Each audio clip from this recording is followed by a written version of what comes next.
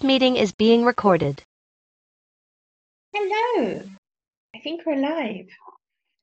How are you? I'm Gerri Mana, and I am a sleep and dreams coach consultant. And I'm really excited to be here today, actually.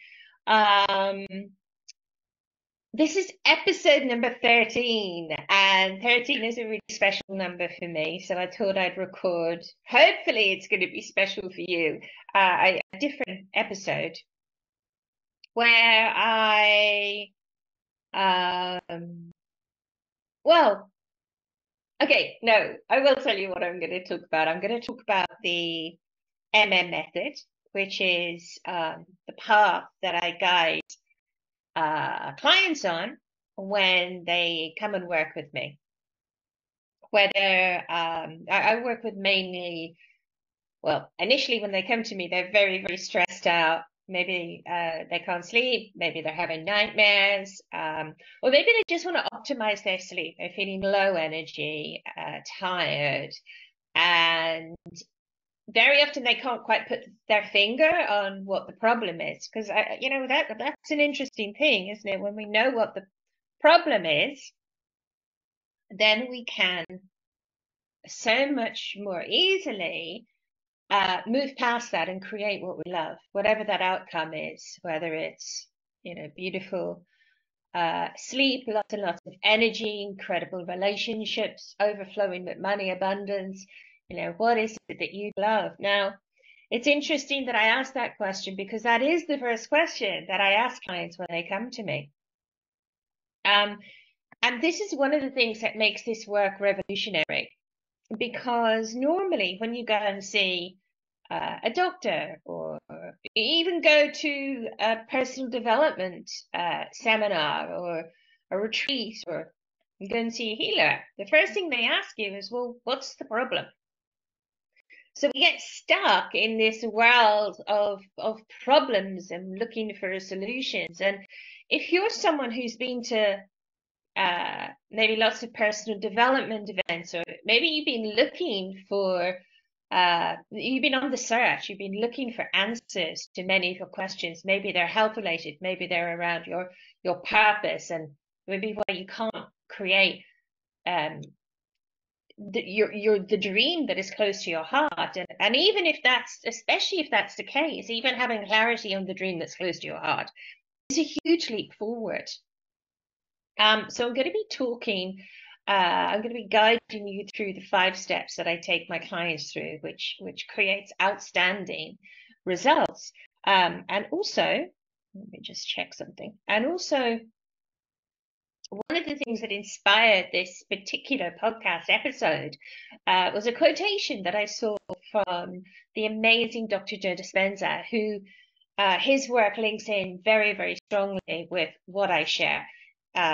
One of the steps in my process is actually allowing your brain to rewire. Okay. Have you heard of that saying? Neurons that fire together wire together. And what that means is, like, for instance, if I'm learning to play the piano, then and I show this on one of my free trainings. So if you're interested in seeing that free training, I can give you access. Just DM me. But just say, imagine I'm learning to play the piano, and we have a video of neurons actually firing together and wiring together as someone is learning to play the piano as part of this training.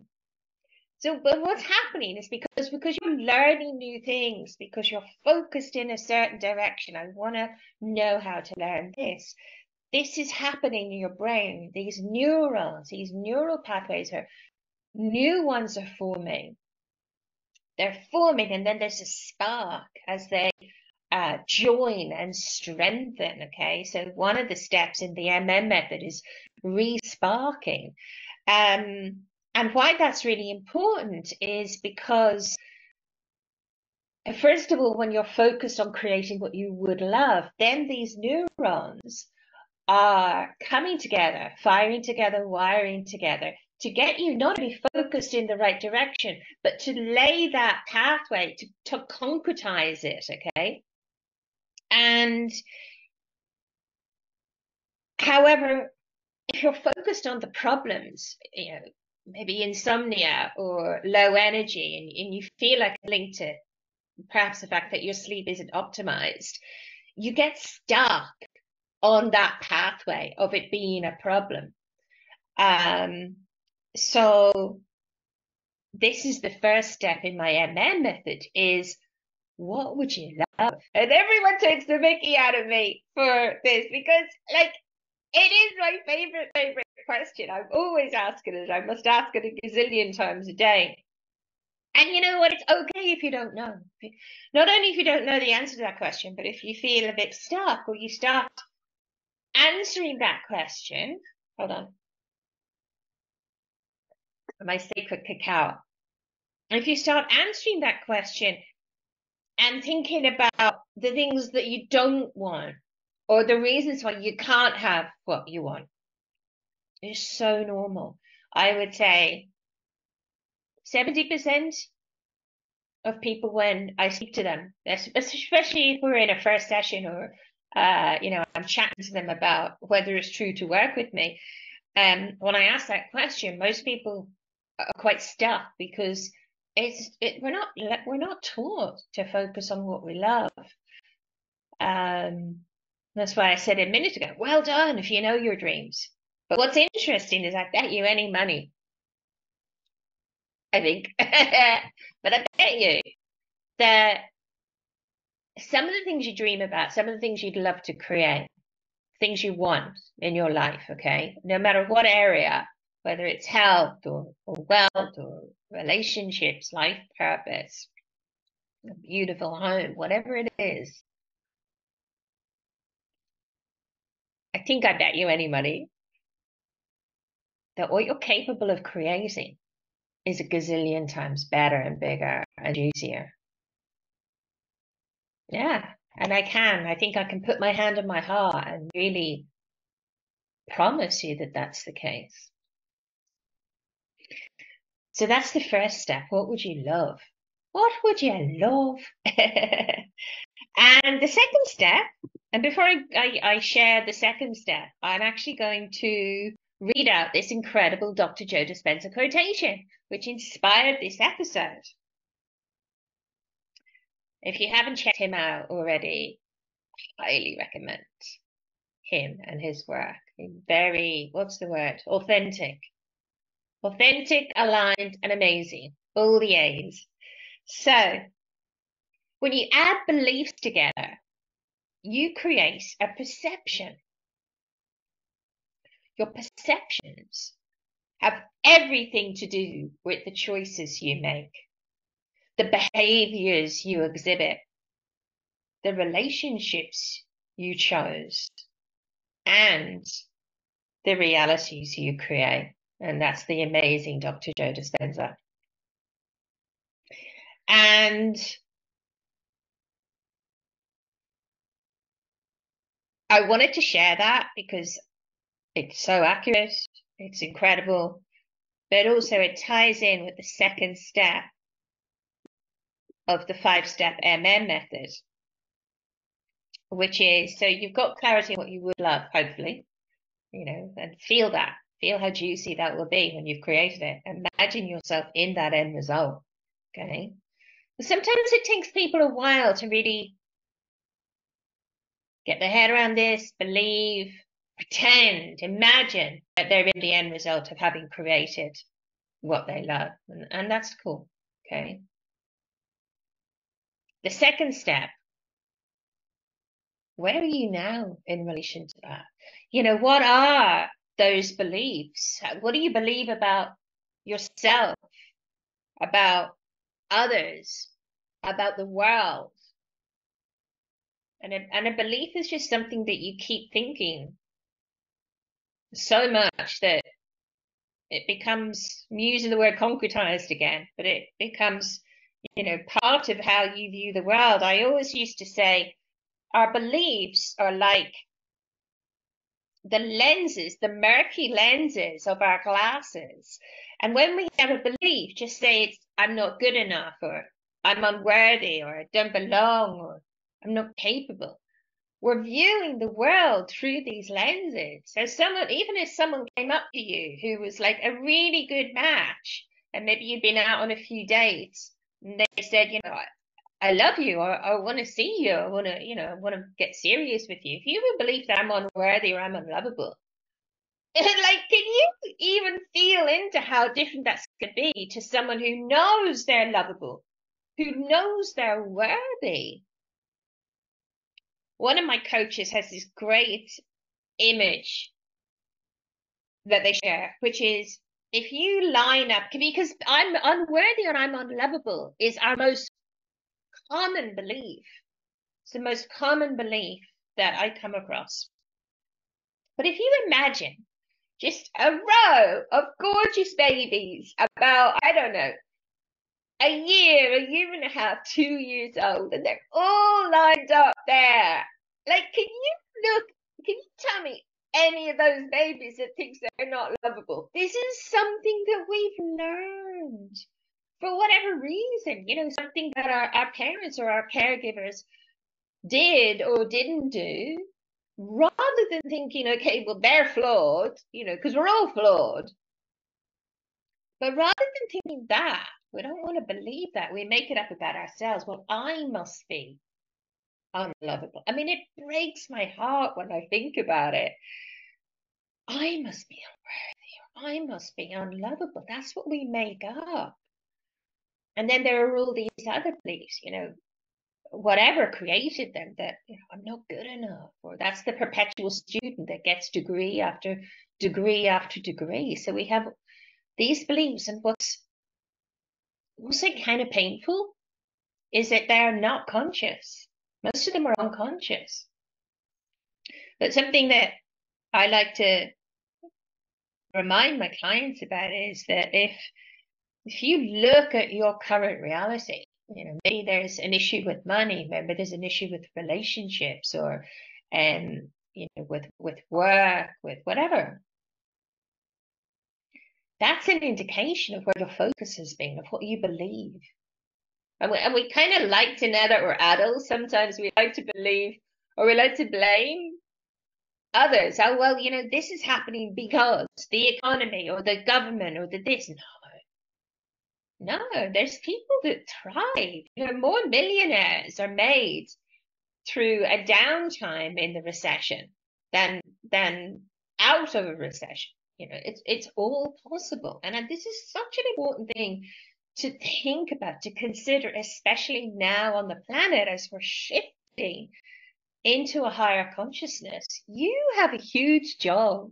And I not to put pressure on or anything, but if you're here now, you've got some serious magic. And it all starts with you, your heart, your soul. Yeah, our mind and our mindset is muy importante. Very, very important. But it starts with you. It's like, if you're blaming other people for your current reality, or for whatever might not be rocking, maybe it's your sleep. Oh my God, the neighbors are so noisy, or whatever, it's because I'm stressed. It's like you're pointing at here, and I love this. I think it was Dr. Wayne Dyer who I learned this from. If you look at that, you've got one thumb pointing up at God. So you pointed at someone else, but one thumb up at God, and three fingers pointing back at you. To allow yourself the grace and the compassion to be real with yourself, to look at your current reality. And this is another thing that's unique about this work, because this first step is really gaining clarity on what your heart, the soul would love. And sometimes that takes a little while to gain that clarity. What would you really, really love? And what's interesting is that very often when I'm working with clients, even just them gaining clarity on what they love, most of my work is done, because they're already focused on that. They're already focused on what they love to create.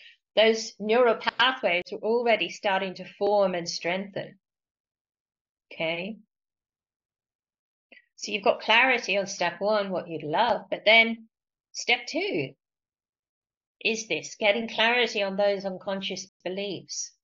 Because we need them to come up. We need them to be, in inverted commas, triggered in this safe space that I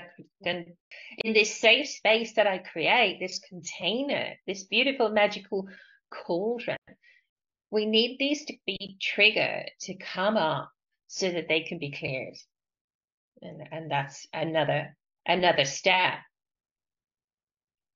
But how are you viewing the world? Because your beliefs are clouding your judgment. I'm going to read this quotation again. When you add beliefs together, you create a perception. Your perceptions have everything to do with the choices you make, the behaviors you exhibit, the relationships you choose, and the realities you create. And as I said, that's Dr. Joe Dispenza that said that. And choices are one of the things that we create as part of my beautiful coaching program. You create about between 6 and 13 choices, okay? Some are predominant. We all share them. Things like, I choose the end result of creating a life I adore, or I choose the end result of vibrant health and energy. And there's 4 of those predominant choices, which are just a general focus. And then the rest come from your version of heaven on earth, the land of plenty, that place that we take a shamanic journey to, where you gain clarity on what your heart and soul would love to create. And then we glean choices from those. Things like, I choose the end result of my beautiful home surrounded by the lush beauty of nature. That's a very popular one with myself and my clients. So what might it be for you? Come and play with us. Join the program and you'll have your own choices. Relationship, career, business, life purpose, friends, family, sovereign connections, and many other areas as well. So that's the second step. So first step, what would I love? Second step, well, where are you now in relation to that? If you were to finish this sentence, what would it be? Yeah, I'd love to create that beautiful homestay, but how do you finish that sentence? So in the second step, we allow all this stuff to come up. And then the third step is a really simple step. You really just look at what that resistance is and how much resistance there is. If 10 was the most you could imagine and 0 is nothing. And this is really powerful creating. It's stepping out of the energy of being a victim and into the energy of being a powerful creator. And a creator is someone that brings something that hasn't been in existence before into existence, okay? So what is it? What's the amount of resistance that's there, okay? That's the third step. And then the fourth step is where we get to re-spark that, to let it go. And we use many methods and many processes, but we're not fixing you. We're not changing you. We're not controlling anything, okay? You're not broken. You don't need fixing.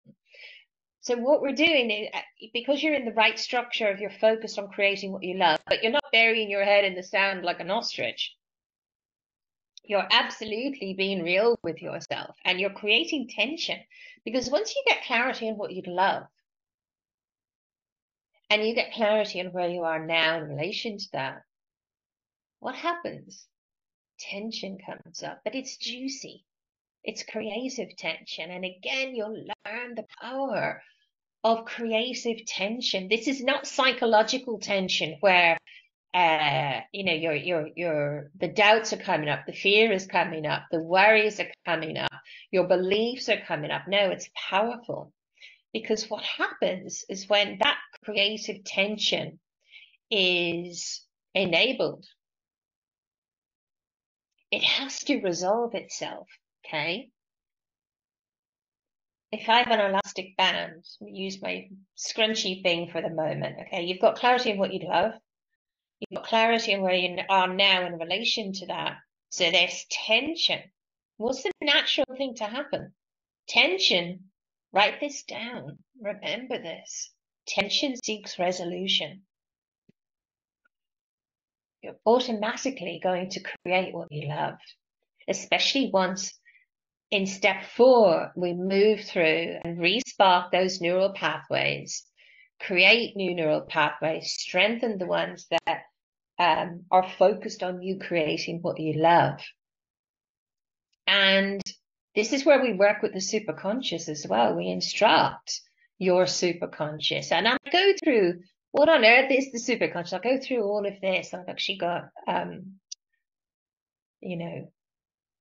a training that you can watch. And I can also chat with you if you're interested in exploring this really magical but grounded work. I can share all of this with you. But our superconscious is just another level of our consciousness. Like we have a subconscious, we have the unconscious, okay, the ego. Some people call the self-conscious the ego. There's also the subconscious. I don't use those phrases, but I go through all of this. If you're interested, I go through all of this in the trainings, because you need to know how all of this works. So that the ego goes, oh, okay, I get it. I understand this. It's safe. So that you can then just drop any resistance. And I've also got incredible meditations and everything that you can have as part of the program, and some sleep meditations to help with that. So we've got step 1, what would you love? Step 2, where are you now in relation to that? Step 3, what's the resistance on a scale of 0 to 10? How much resistance is there? If 9 or 10 is like so much resistance, and 0, 1, no resistance. Because if there's no resistance, you're creating what you love. You're taking the action. Okay. So what's the resistance is step 3. And step 4 is that we take you through the process. And during that step, which leads me to step 5, is that you'll get clarity on a next step to take. Okay. Just say it's that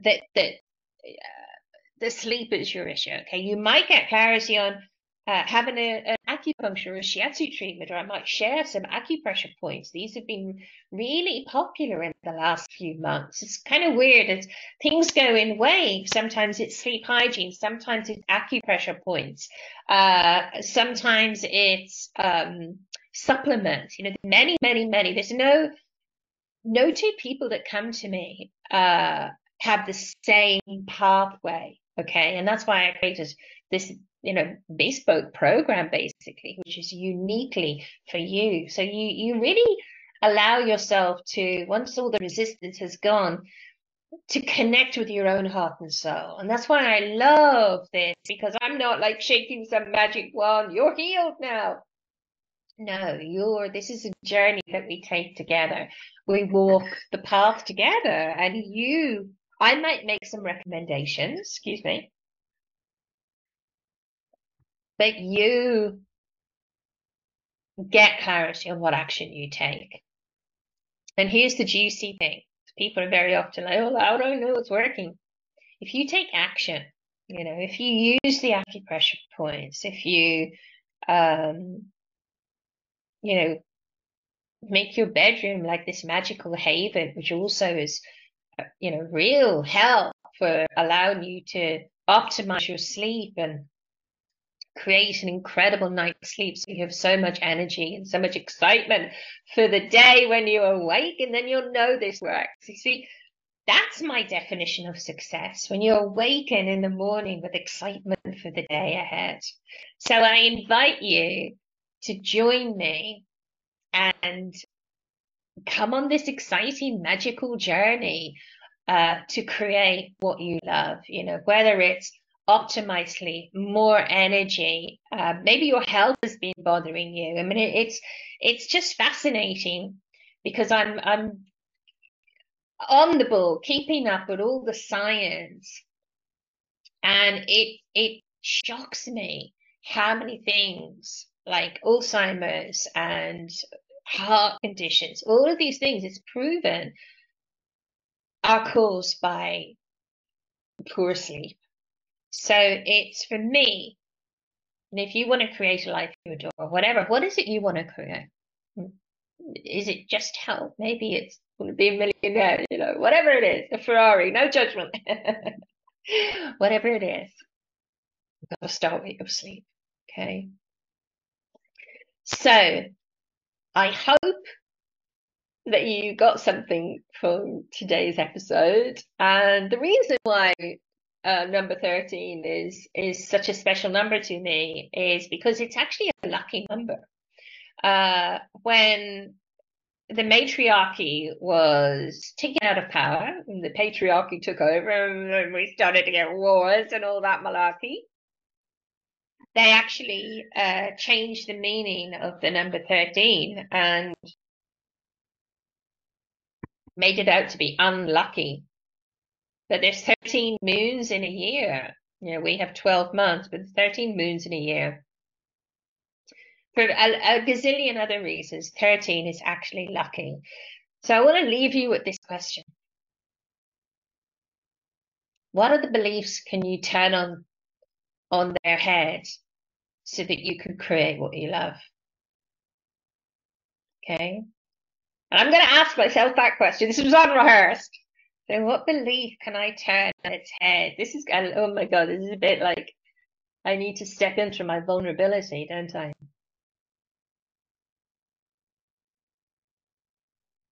So you can tune out now. It's going to take me a moment to get this. You can tune out now if you want to.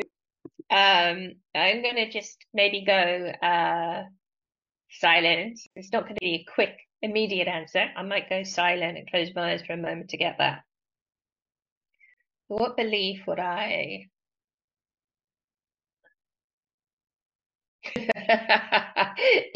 What came to me is that the world is going to hell in a handbasket.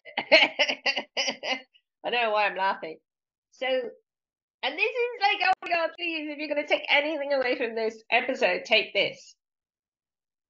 We're only going to create what we love. We're only going to create the new earth. We're only going to create the magic that we want by putting more of our focus on what we do want. It's like shareholders in a company, okay? If you've got 51% of the shares, you've got control of the company, okay? If you've got 51% of your focus on what you would love, you're going to create that. So when I shift that belief and I turn it on its head, okay, I'm focused on this beautiful, magical world of sovereign relationships, of nature, of love for the earth, peace, and abundance for all. That's what I would love. So what would you love? What belief can you turn on its head? All right, I'll see you next time. Let me know in the comments and let me know in the poll, especially if you're listening on Spotify. What belief are you going to turn on its head and what would you love to create?